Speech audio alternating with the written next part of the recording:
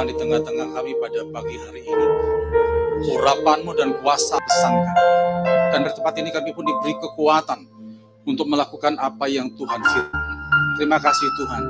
Di masa-masa yang sulit seperti ini kami hanya andalkan firman Tuhan saja. Tidak ada lagi yang lain. Terima kasih Bapa, kami siap terima nasihat-Mu. Dalam nama Yesus, haleluya. Keluaran pasal 14, ayat yang ke-21 sampai ayat yang ke-22. Kita ajar satu pesan Tuhan untuk kita semua di sini. Keluaran pasal 14, ayat 21 sampai ayat yang ke-22. Demikian firman Tuhan, saya bacakan. Dan semalam-malaman itu Tuhan menguakkan air laut dengan perantaran angin timur yang keras, membuat laut itu menjadi tanah kering, maka terbelahlah air itu. Demikianlah orang Israel berjalan dari tengah laut di tempat kering, sedangkan kiri dan kanan mereka air itu sebagai tembok bagi mereka. Waktu berjalan keluar dari Mesir, mereka sorak-sorai karena mereka lepas dari perbudakan. Tapi nggak lama setelah itu mereka mulai mengasalah. Ya, mereka berhadapan dengan laut Teberau. Jadi sini kita belajar saudara ya, selamanya ikut Tuhan bukan berarti tidak ada masalah. Pasti ada masalah. Tapi kalau kita berjalan dengan Tuhan, masalah itu Tuhan selesaikan. Jadi waktu Tuhan bangsa Israel menghadapi laut itu, Tuhan belah. Terjadilah mujizat yang luar biasa di sana. Saudara, hari ini kita akan bicara tentang mujizat. Saya percaya kita semua masih mengharapkan mujizat. Amin saudara ya. Apalagi di zaman sekarang, masa-masa susah, kita sangat butuh pertolongan Tuhan. Dan kita bersyukur, kita punya Allah yang suka lakukan mujizat. Nah, hari ini kita akan belajar supaya kita punya pemahaman yang baik tentang mujizat. Kita akan masuk bagian demi bagian. Yang pertama, kita masuk dulu, apa itu mujizat? Mujizat adalah suatu kejadian yang tidak bisa dinalar oleh logika manusia dan tidak bisa diciptakan dengan kekuatan manusia. Itu namanya mujizat. Jadi mujizat adalah suatu kejadian yang tidak bisa dinalar oleh logika manusia dan tidak bisa diciptakan oleh kekuatan manusia. Itu yang disebut dengan supranatural. Jadi kalau saudara sakit, minum obat, sembuh, itu kesembuhan alami. Tapi kalau saudara sakit, minum obat nggak sembuh, dokter angkat tangan lalu kau berdoa sembuh, nah itu baru namanya mujizat. Jadi mujizat adalah suatu kejadiannya tidak bisa dinalar oleh logika manusia dan tidak bisa diciptakan oleh kekuatan manusia. Itu namanya supranatural. Nah, dalam hal mujizat ini Bapak Ibu, ada dua hal yang harus kita perhatikan. Yang pertama, manusia hanya bisa melakukan hal natural. Tuhanlah yang nama adalah manusia hanya bisa melakukan hal natural, tapi Tuhanlah yang melakukan supranatural. Contoh, waktu Musa tadi disuruh Tuhan belah laut Teberau. Musa bawa tongkat, ciptakan tongkat, lalu pukul laut, pas. Itu natural. Kenapa? Kita bisa. Buat tongkat, pukul tongkat, semua bisa. Tapi yang belah laut hanya Tuhan yang bisa.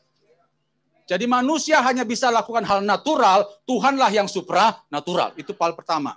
Contoh lagi, janda Sarfat, 1 Raja 17. Pada waktu Elia datang ke sana, Tuhan menyuruh Elia untuk supaya janda itu membuat roti bagi dia, padahal itu janda punya satu-satunya bahan makanan terakhir. Nah, akhirnya janda itu bikin roti. Setelah bikin roti, minyak sama tepung gak habis-habis, itu hanya Tuhan yang bisa. Amin saudara. Jadi manusia hanya bisa lakukan hal natural, Tuhanlah yang melakukan supranatural. Jadi gini Bapak Ibu, untuk ngalami mujizat gak perlu aneh-aneh gitu loh. Biasa aja. Karena kita lakukan yang natural.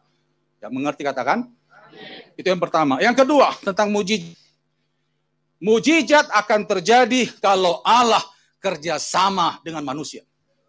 Mujizat hanya akan terjadi kalau Allah kerjasama dengan manusia. Memang Tuhan bisa bikin mujizat sendiri bisa, tapi kita bersyukur kita diangkat menjadi rekan sekerja Allah. Coba saudara ya, misalnya Tuhan suruh Musa untuk pukul tongkat, tapi ternyata Musa nggak mau. Terbelahkah laut itu? Tidak. Waktu Elia datang ke janda Sarfat, lalu janda itu tidak mau bikin kue bagi dia. Terjadikah mujizat di sana? Tidak. Jadi makanya saudara, hal yang kedua tentang mujizat yang harus kita ketahui bahwa Allah bekerja bersama dengan manusia. Jadi yang pertama tadi, bahwa manusia hanya bisa melakukan hal natural, Tuhanlah yang supranatural. Tapi Allah perlu kerjasama dengan kita supaya mujizat itu bisa terjadi. Nah sekarang jadi pertanyaan, untuk aplikasi sehari-hari, bentuk kerjasamanya seperti apa? Apa yang harus saya lakukan Pak supaya saya bisa ngalami mujizat itu? Ini akan kita pelajari pada hari ini. Ada 3 hal bentuk kerjasama kita ke Tuhan supaya Tuhan bisa lakukan mujizatnya yang supranatural itu. Yang pertama adalah ketaatan. Saya percaya kalau bicara taat semua sudah tahu saudara ya. Nah hari ini kita akan mengerti taat itu seperti apa. Mari buka Lukas pasal 5. Lukas pasal 5. Kita belajar dari seorang Simon Petrus. Lukas pasal 5 ayat yang keempat sampai ayat yang kelima.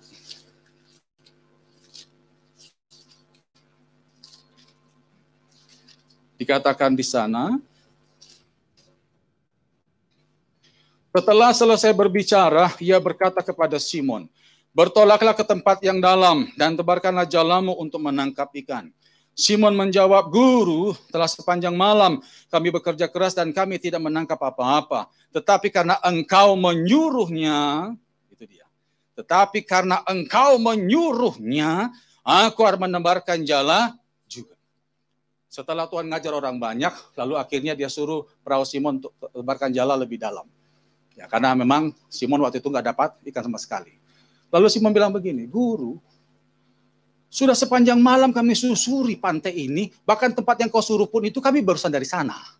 Tidak ada ikan. Saudara, kita harus tahu, Petrus bukan baru kali itu jadi nelayan Bapak Ibu. Dia sudah lama jadi nelayan. Dia berangkat dari keluarga nelayan. Mungkin dari kecil dia sudah nelayan. Jadi karena dia sudah lama terjun dalam dunia ikan, naluri kenelayanannya itu tajam. Dia tahu musim ikan. Dia tahu cara nangkap ikan. Bahkan tempat berkumpul ikan banyak di mana, dia tahu. Semua pemahamannya tentang ikan untuk nangkap ikan hari itu sudah dikerahkan, hasilnya 0. Dan hari itu Tuhan menyuruh dia menebarkan jala ke tempat yang barusan saja dari sana. Yang dengan mata kepala sendiri dia lihat nggak ada ikan di situ. Coba kalau saudara jadi Petrus bagaimana? Saudara disuruh melakukan lagi hal yang saudara barusan lakukan dan sudah jelas hasilnya nihil. Bagaimana perasaan saudara? Bagi saya kalau misalnya saya jadi Petrus, ini kan buang-buang waktu aja saudara ya. Sudah capek, suruh lagi situ, udah jelas mata kita lihat nggak ada ikan. Tapi Petrus katakan apa? Tetapi karena kau yang menyuruhnya, itu dia. Aku akan menebarkan jala juga. Dari sini kita bisa tahu arti taat. Taat adalah menundukkan logika, perasaan, rencana, dan harga diri di bawah perintah Tuhan. Menundukkan logika, perasaan, rencana, dan harga diri di bawah perintah Tuhan. Saudara jujur, kesulitan kita melakukan perintah Tuhan atau firman Tuhan itu ada 3. Yang pertama, jika perintah itu nggak masuk akal, itu susah. Ya, kita disuruh ngampuni orang yang bolak-balik nyakiti kita. Waduh, itu nggak masuk akal itu. Atau yang kedua, kenapa kita sulit lakukan perintah Tuhan? Jikalau perintah itu mengandung resiko yang berat. Kita disuruh nginjili orang yang benci Yesus. Wah itu resiko itu. Atau yang ketiga, kenapa kita sulit melakukan firman Tuhan? Jikalau firman itu atau perintah itu berkaitan dengan desakan kebutuhan. Kita punya uang 1 juta, ya katakanlah begitu satu-satunya, tiba-tiba Tuhan suruh kasih orang lain. Itu berat itu. Tapi kalau saudara taat, mujizat pasti akan terjadi. Saudara mau tundukkan perasaan, logika, rencana, harga dirimu di perintah Tuhan, maka mujizat pasti akan terjadi. Kesaksian dikit saya, keluarga. Saya mengalami pemulihan di keluarga saya. Waktu dulu saya doakan bapak saya. Udah lama saya doakan bapak saya, memang akhirnya bapak saya mengalami zaman Tuhan. Bapak saya dulu terikat kuasa gelap, saudara. Dan kuasa gelap itu sampai ngancam nyawa keluarga mama saya sama nenek saya di Jakarta. Ini kejadian udah lama. Mama saya bilang gini, Son, aku kalau tidur di kamar itu mesti kecekek. Ya, terus nenek ini loh. tempat tidurnya digoyang-goyang, jadi kayak apa gitu. Nah, bapak saya itu punya jimat, saudara. Memang masalah usaha dia lah kan, karena dulu pernah kena santet, pergi ke pendeta pun juga bisa apa-apa. Akhirnya teman-temannya udah pakai dukun aja dah. Nah, sejak itu, gak karu-karuan. Nah, bapak saya ini, saudara, gak bisa ditegur. Kalau ditegur pasti marah. Dia selalu merasa paling benar. Nah, saya kalau nggak ngomong, kasihan mama saya, kasihan nenek saya. Tapi kalau saya ngomong, saya akan berhadapan dengan karakter keras bapak saya. Ini resiko, saudara. Saya udah tahu bapak saya pasti akan lakukan apa ke saya sudah tahu. Saya itu masih kuliah, saudara. Tapi bagaimanapun juga, saya mesti ngomong. Sempat mama saya bilang, jangan ngomong, Son. Nanti kalau aku ngomong, mama dipukul. Memang mama saya sering kena pukul dulu, saudara. Saya bilang, mak kalau kita nggak ngomong, nanti setan tuh makin kuasa di sini. Makanya saya ngomong. Saya ngomong waktu itu pas lagi tenang, saudara ya, siang-siang bapak habis makan siang terus istirahat, saya ngomong di ruang tamu. Pak, itu jimat yang di kamar, itu enggak baik, Pak. Saya pakai nada rendah loh, saudara. Saya sebagai anak nggak pernah ngomong nada tinggi sama orang tuh, nggak pernah. Itu enggak baik, Pak. Mungkin lebih bagus nanti Ason yang bereskan, Pak, ya, supaya keluarga kita bisa tenang. Langsung muntah bapak saya. Iya, bapak saya didikan militer, saudara. Jadi langsung bilang, jadi mentang-mentang kau karismatik, kau ngatur aku ya? Bapak saya non karismatik, dia nggak suka karismatik. Jangan kau pikir berarti kau sudah pelayanan, kau ngatur aku. Kau tahu apa kau? Sampai digini, apa kau itu? Langsung keluarlah saudara gaya Medannya, gaya babi anjing segala macam keluar semua. Kami dari Medan, saudara. Mama saya nangis. Bapak saya langsung masuk kamarnya. Jadi itu jimat, saudara, ya, ada beberapa batu cincin, sama ada satu kresek tanah kuburan. Atau kuburan dari mana, nggak ngerti saya. Itu satu kresek dibanting ke muka saya, makan disumpal ke mulut, buas, dilempar ke muka saya, saudara. Cincin makan ya, buas. Saya cuma nahan gini, saudara. Yang lebih sakit gini, saudara. Bapak saya bilang, kau keluar dari rumah ini, mulai hari ini kau bukan anakku. Itu sakit, saudara. Saya dilempar tuh nggak sakit, tapi kau bukan anakku, itu sakit. Itu sakit. Langsung bapak saya buang ludah, langsung pergi. Saya terdiam, mau nangis, mama nangis, nenek diam. Itu resiko. Akhirnya sudah, saya langsung minta uang ke mama saya, karena waktu itu masih kuliah, saudara ya, beli tiket di Gambir kereta pulang ke Surabaya. Saya dapat tiket, puji Tuhan dapat 1, sorenya baru saya pulang. Nah, waktu mau pulang itu, bapak saya datang kan, kemana saya juga nggak ngerti tadi itu. Pas mau pamit, saudara, saya mau peluk, saya bilang, Pak, langsung pulang. Langsung dia gini, terus dia maki-maki saya, buang ludah lagi. Akhirnya saya pulang, saudara. Saya pulang, diantar mama saya, angkutan, saudara ya, hujan-hujan itu, ya pakai tas, ya kayak di film-film itu, saudara. Untung nggak ada yang nyanyi-nyanyi di situ, kayak film India gitu. Ya. Habis sudah sampai Surabaya, saudara tahu, saya tidak dikirimi uang kuliah dan uang kos 1 tahun. Sampai Surabaya saya tidak makan 4 hari. Karena nggak ada uang. Tapi yang aneh nggak kurus-kurus juga saya. Itu yang heran saya. Tapi Tuhan pelihara saya nggak kelaparan selama 4 hari. Setelah itu, saudara, saya doakan bapak saya terus. Doakan bapak saya terus. Saya dipelihara Tuhan selama setahun. Itu ada, kalau saya cerita panjang ya, pengusaha datang ke tempat saya waktu saya piket di Manyar itu. Saya tidak kenal, saya tidak tahu itu siapa. Dia bilang, saya disuruh Tuhan untuk membiayai kamu berapa bulan ke depan. Ini, pak, pulang. Itu beberapa bulan. Habis beliau, ada lagi yang lain. Saya tidak kenal mereka. Yang luar biasa, yang dikasih itu persis kiriman bapak saya tiap bulan. Tidak kurang, tidak lebih. Pas. Saya doakan bapak saya tiap hari. Setelah setahun, bapak saya datang ke Surabaya. Penyakitnya makin parah akibat jimat itu. Makanya jangan main-main dengan jimat. Lalu dia bilang, Son, doakan bapak. Bapak udah nggak kuat. Supaya sakitnya komplikasi. Saya sama tim akhirnya doakan pelepasan bapak saya. Dia mengalami kuasa Tuhan yang luar biasa. Dia mengalami kepenuhan Roh Kudus. Semula dia anti bahasa roh, dia mengalami bahasa roh. Tepuk tangan bagi Tuhan. Kalau saudara taat, sekalipun risiko besar, Tuhan pasti akan lakukan mujizat atas hidup saudara. Amin. Jadi untuk bisa mengalami mujizat, perlu kerjasama antara kita dengan Tuhan. Yang pertama adalah ketaatan. Saudara taat, tundukkan logika, perasaan, rencana, harga diri di bawah perintah Tuhan, maka mujizat pasti akan terjadi. Itu yang pertama. Yang kedua adalah kepekaan. Kepekaan. Ini kita pelan-pelan. Ini saudara, misalnya saya ke Laut Teberau, tempat si Musa disuruh Tuhan pukul laut. Lalu saya puasa di sana 3 hari 3 malam. Lalu saya bikin tongkat, saya bikin jubah. Setelah 3 hari 3 malam, lalu saya berkata, dalam nama Yesus terbelah. Pieng. Kira-kira terbelah nggak saudara? Kenapa nggak terbelah? Ya, terus ibu-ibu di sini sepakat niru janda Sarfat, bikin kue. 3 hari 3 malam puasa dulu. Apakah minyak sama tepungnya habis? Habislah. Kenapa nggak tidak terjadi seperti janda Sarfat? Ya, karena Tuhan tidak suruh. Sekali lagi saudara ya, kalau Tuhan suruh dan itu perintah Tuhan, maka pasti terjadi mujizat. Segala sesuatu yang Tuhan tidak suruh, itu tidak akan pernah terjadi mujizat. Yesaya 55:11, mari buka. Kita pelan-pelan belajar ini. Yesaya 55 ayat yang ke-11. Katakan di sana. Demikianlah firmanku yang keluar dari mulutku, ia tidak akan kembali kepadaku dengan sia-sia, tetapi ia akan melaksanakan apa yang kukehendaki dan akan berhasil dalam apa yang kusuruhkan kepadanya. Jadi kalau Tuhan yang suruh, pasti terjadi mujizat. Tuhan yang kasih perintah, pasti terjadi mujizat. Sekarang jadi pertanyaan, dari mana kita tahu kalau Tuhan yang suruh? Disitulah dibutuhkan kepekaan. Yang mengerti katakan amin. Jadi kalau untuk mengerti apakah ini Tuhan suruh atau tidak, di situ sudah dibutuhkan kepekaan. Kalau itu murni inisiatif Musa, tidak akan terjadi mujizat. Kalau itu murni inisiatifnya Elia, janda itu tidak akan pernah mengalami mujizat, tidak pernah.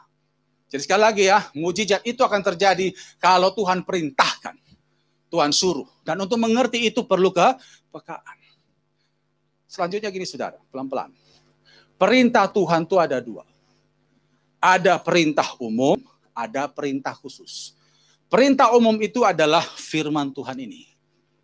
Saudara lakukan apa yang Alkitab katakan, mujizat pasti akan terjadi. Kita harus hidup kudus, doa sungguh-sungguh, hormati orang tua, layani Tuhan dengan sungguh-sungguh, dengan murni. Sesuai dengan firman Tuhan ini, pasti mujizat terjadi. Itu perintah umum. Nah, kalau perintah khusus, nah disinilah dibutuhkan kepekaan.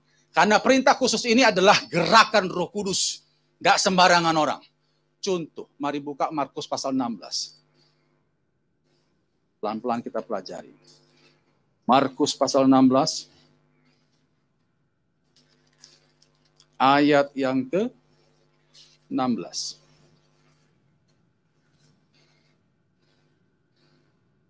Oh, ayat 17.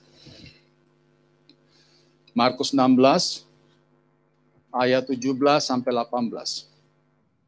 Katakan di sana, tanda-tanda ini akan menyertai orang-orang yang percaya. Mereka akan mengusir setan-setan demi namaku. Mereka akan berbicara dalam bahasa-bahasa yang baru bagi mereka. Mereka akan memegang ular. Dan sekalipun mereka minum racun maut, mereka tidak akan mendapat celaka. Mereka akan meletakkan tangannya atas orang sakit. Dan orang itu akan sembuh. Coba nanti dari sini Bapak Ibu, carilah ular. Peganglah ular itu. Mati saudara. Yang kayak gini kalau nggak digerakkan Tuhan, nggak bisa. Ini perintah khusus. Musa itu perintah khusus.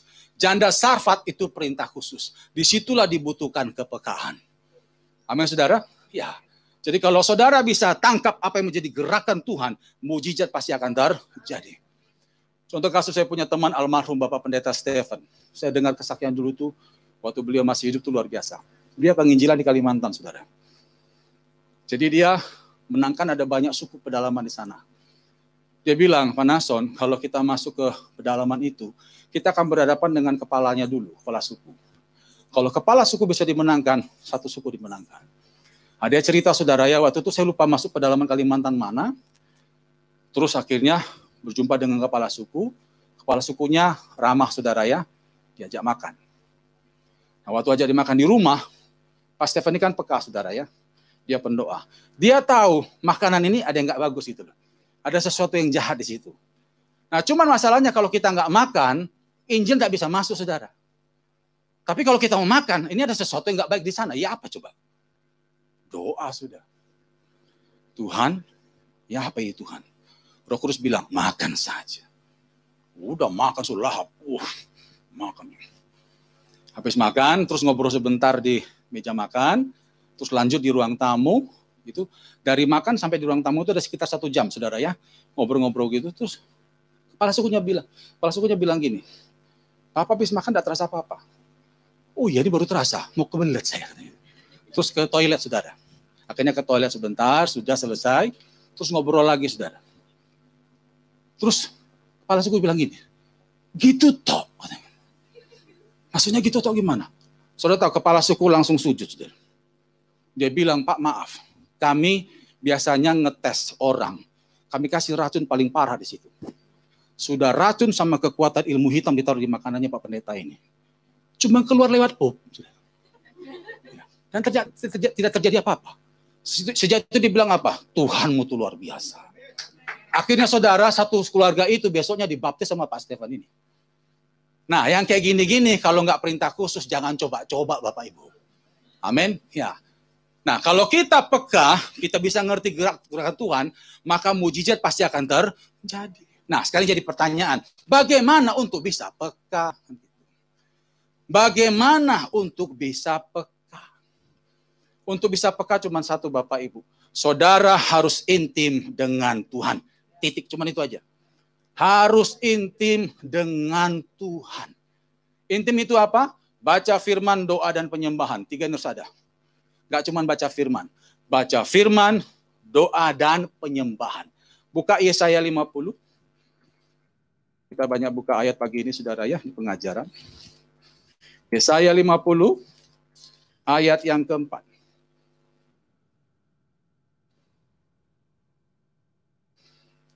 Yesaya 50, ayat yang keempat.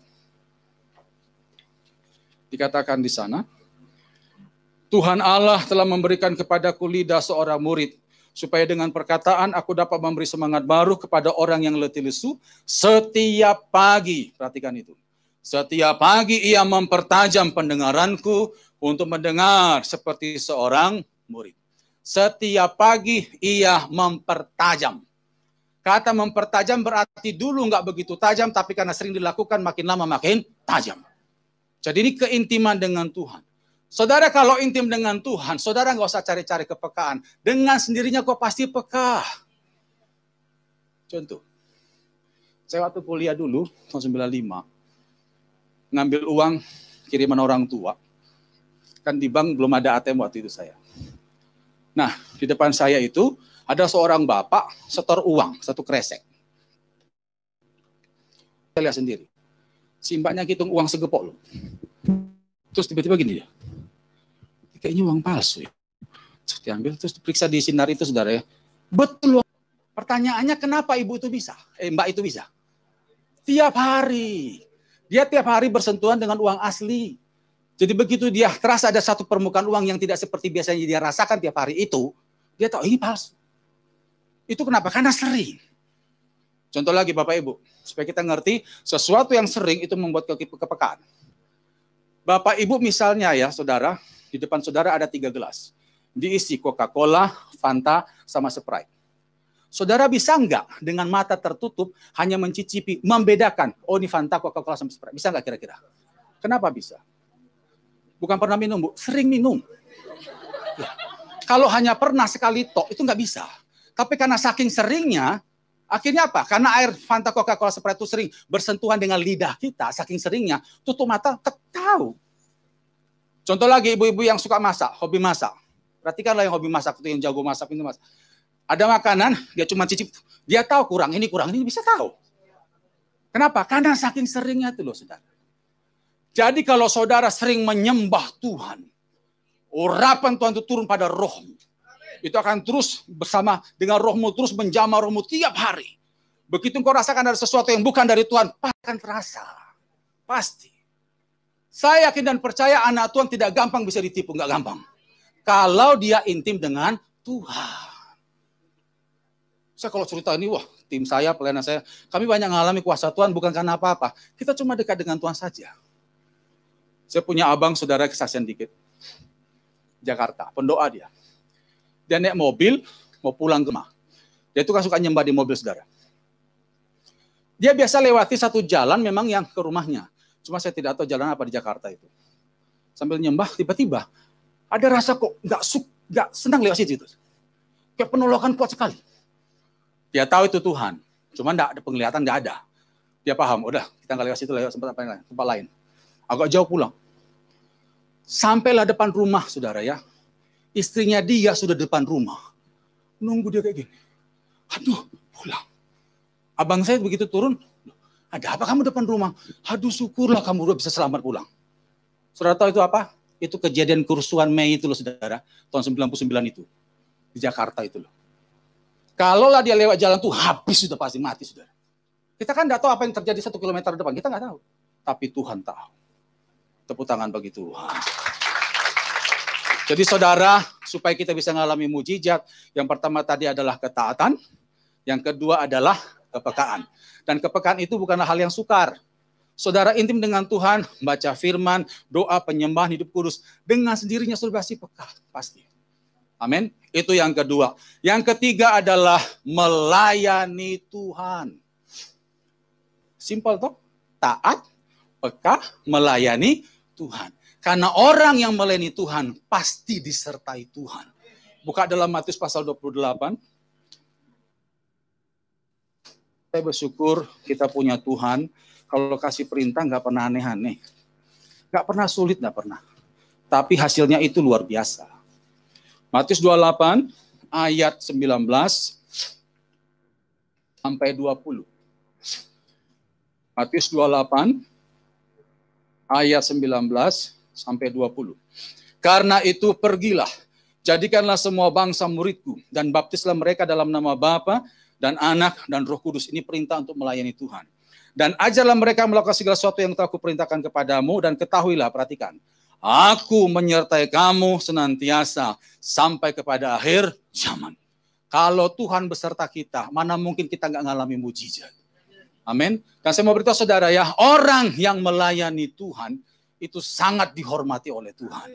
Buka Yohanes 12. Yohanes 12. Jadi saudara yang melayani Tuhan bersyukurlah. Saudara, pelayanan itu bukan berarti pelayanan seperti saya sendiri, khotbah gini ya. Semua kita yang terlibat, yang penari, sound system, multimedia, bahkan bapak yang nyemprot di depan itu juga pelayanan loh saudara. Dan jangan merasa kalau saya khotbah saya merasa lebih tinggi dari yang lain. Tidak. Semuanya sama. Yang penting apa? Hati kita yang murni mau melayani Tuhan. Buka Yohanes 12 ayat 26. Katakan di sana, barang siapa melayani aku, ia harus mengikut aku. Dan di mana aku berada, di situ pun pelayanku akan berada. Barang siapa melayani aku, ia akan dihormati Bapa. Saudara yang pelayanan pendoa, bersyukurlah. Sekalipun mungkin tidak ada yang kenal engkau, tapi Tuhan perhatikan engkau.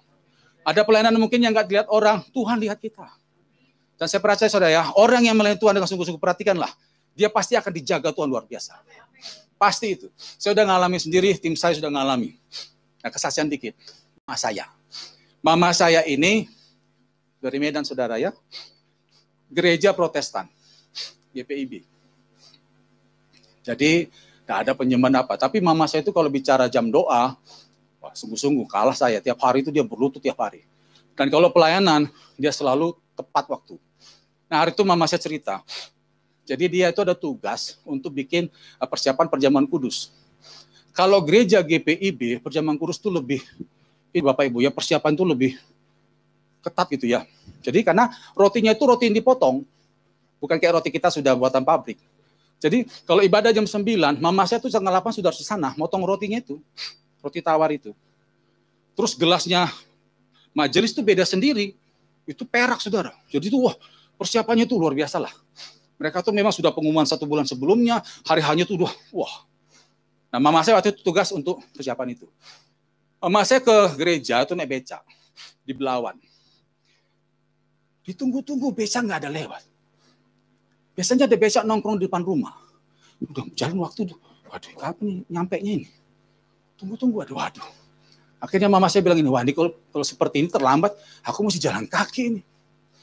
Akhirnya saudara, itu dari rumah ke gereja, itu sekitar ada, kalau jalan kaki, orang tua itu setengah jam lah saudara.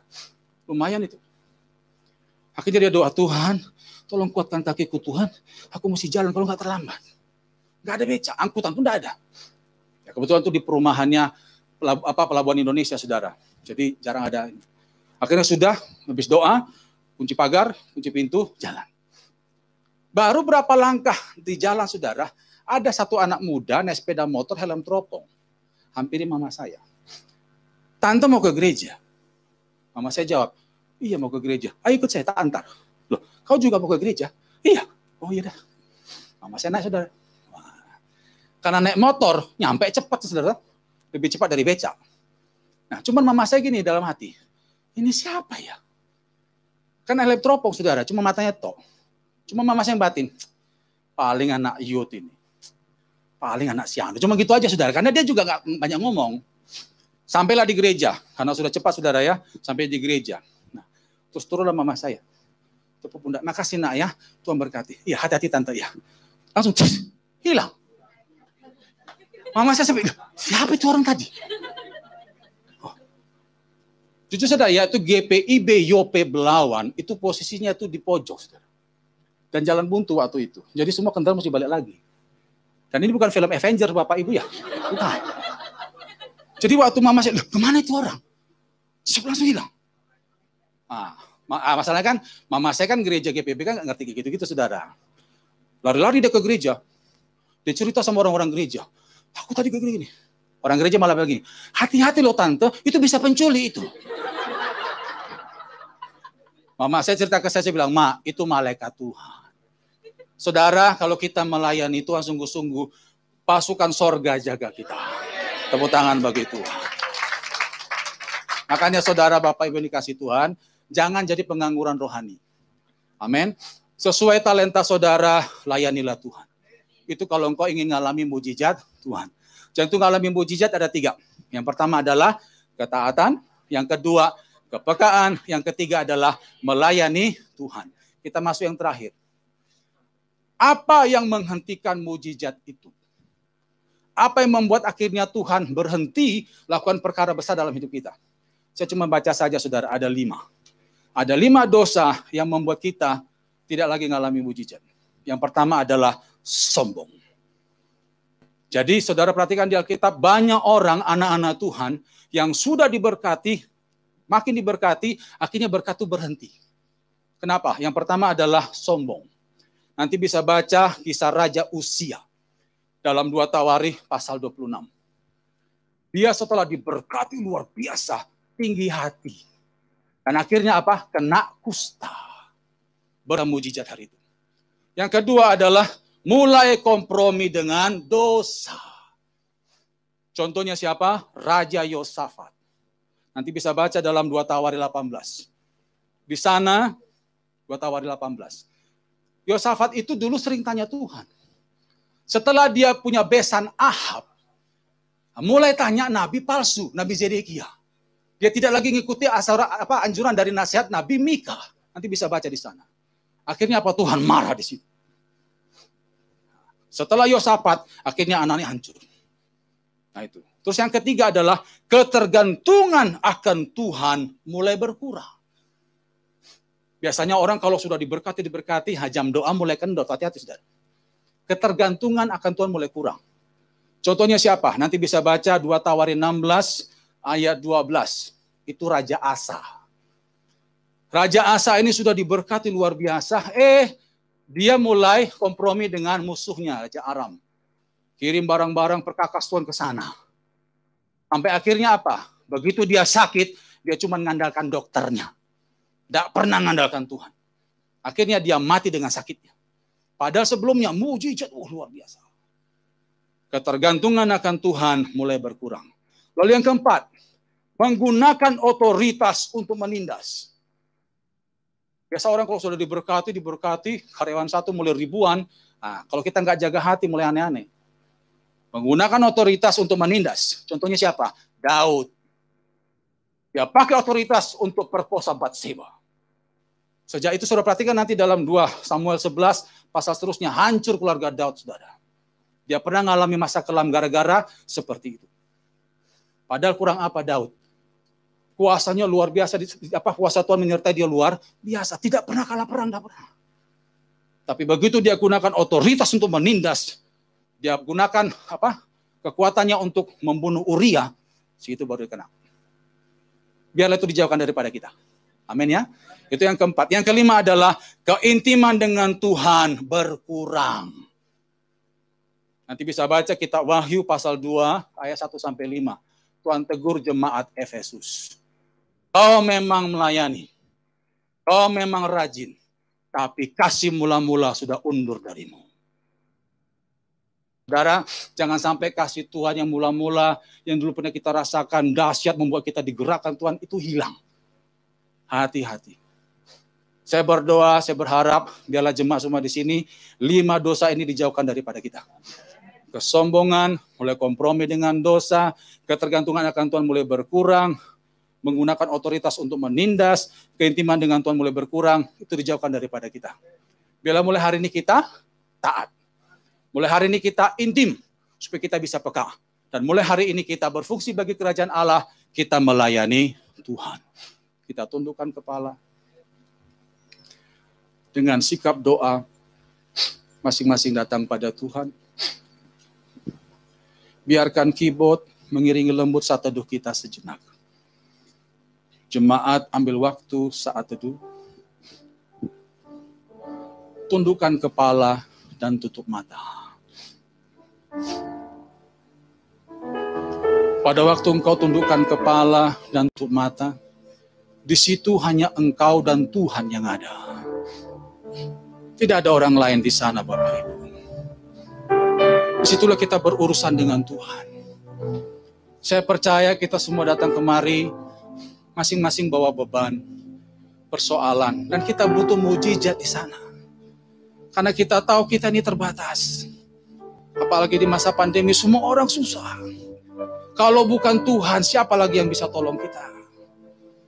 Dan kita bersyukur hari kita sudah dengar firman Tuhan. Allah yang kita sembah adalah Allah yang suka lakukan mujizat.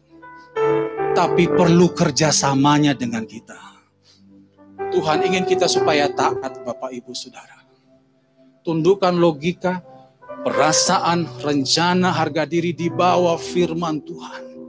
Udahlah, rema apapun yang kau dapatkan pada waktu kau dengar firman, baik saat teduh maupun di gereja ini, lakukan saja. Sekalipun itu gak masuk akalmu, sekalipun itu beresiko berat, sekalipun itu rasanya berhubungan dengan desakan kebutuhan, sudah nurut sajalah. Kalau itu dari Tuhan, mujizat akan kau alami. Lalu yang kedua, Tuhan butuh kita intim dengan Dia. Karena ada kalanya gerakan Roh Kudus sekali akan menyuruh kita melakukan sesuatu yang khusus. Kalau perintah Tuhan umum kita bisa baca Alkitab. Tapi kalau perintah khusus itu hanya akan bisa dialami oleh mereka yang peka. Karena mereka intim dengan Tuhan. Lalu yang ketiga, layanilah Tuhan. Saya yakin dan percaya semua kita di sini ada pasti punya talenta masing-masing. Layani Tuhan sesuai dengan talenta saudara. Kita yang bisa menasihati, nasihatilah. Kita yang bisa menari, menarilah. Kita yang bisa memuji Tuhan, berdoa, lakukanlah semua sesuai dengan talenta saudara. Dan lihat, tidak ada satupun warga kerajaan sorga yang berfungsi bagi sorga. Dibiarkan Tuhan, tidak ada. Tuhan pasti akan pelihara kita. Terima kasih Tuhan. Hamba sudah sampaikan apa yang Tuhan mau. Hamba terbatas Tuhan. Hamba serahkan kembali kepada Engkau, Allah Roh Kudus yang tidak terbatas. Engkau yang akan teruskan firman-Mu. Sempurnakan penyampaiannya. Ajar kami untuk perhatikan firman-Mu Tuhan. Supaya di tengah-tengah kesusahan ini, Tuhan tetap berkati kami. Kami percaya Tuhan tidak lihat keadaan kami. Yang Tuhan lihat adalah ketaatan kami. Keintiman kami. Dan sikap kami mau berfungsi bagi kerajaan sorga. Itu yang membuat kami tetap mengalami mujizat Tuhan tiap hari. Terima kasih Bapa. Terima kasih Tuhan. Meteraikan kebenaran firman-Mu. Berkati kami semua. Dalam nama Yesus. Haleluya. Amin. Tepuk tangan bagi Tuhan.